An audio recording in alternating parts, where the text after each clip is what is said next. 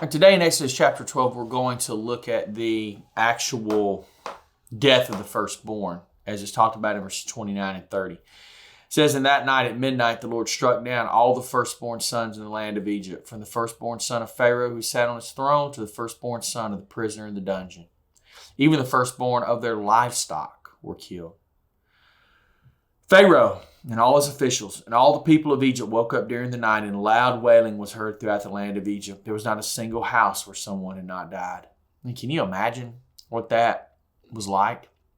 Not a single family, wasn't touched in some way by this. The hurt. It's a difficult passage of Scripture, but it was really prophesied and talked about back in Exodus chapter 3 and chapter 4. God had told Pharaoh told Moses that Pharaoh would not let them go until he saw mighty works. And in Exodus chapter 4 and verses 21, 22, and 23, God talks about that he would touch the firstborn of Egypt. So God knew where this was going and what was going to happen, and the situation unfolds just like God said. And the other thing is, this rises from the very top of Egyptian society with Pharaoh's family itself, all the way down. It mentions the prisoner in the dungeon. So from the highest to the lowest and everyone in between, everyone is affected.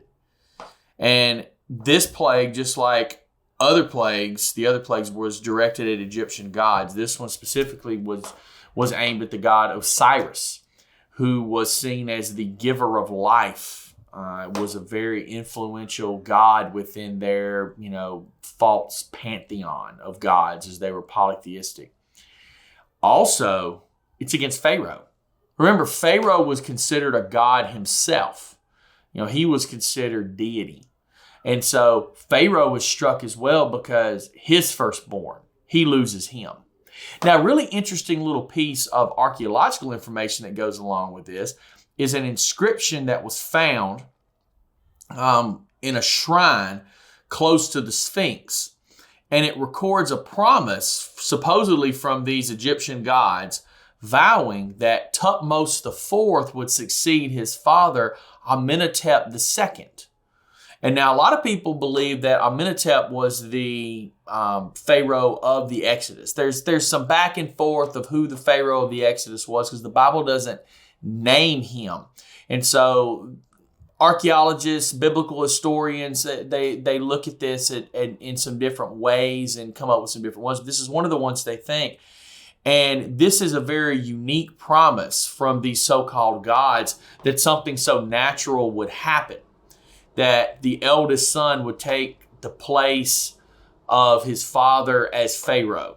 And a lot of people think that this was because Thutmose IV was not the firstborn son, and that the firstborn son was struck dead during this Passover, during the death of the firstborn.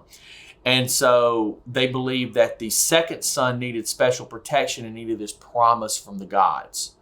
So it's an interesting point when you think about that. And so I just like that little piece of archaeology thrown in there. And probably the saddest part of this is found in the section that says, "Pharaoh and all his officials and all the people of Egypt woke up during the night, and loud wailing was heard throughout the land." Egypt was broken now, right? Pharaoh intellectually had known about God for some time, but now God breaks his will. He's now broken the will of this entire nation. And it was a difficult, harsh judgment. But when I really look at what the Egyptians had done to the Israelites, God was giving them the consequences of their sin for killing the Israelite children. And so God here is, a God of retribution. And the Bible tells us that vengeance is his. And so he brings judgment upon the nation of Egypt in a very difficult fashion.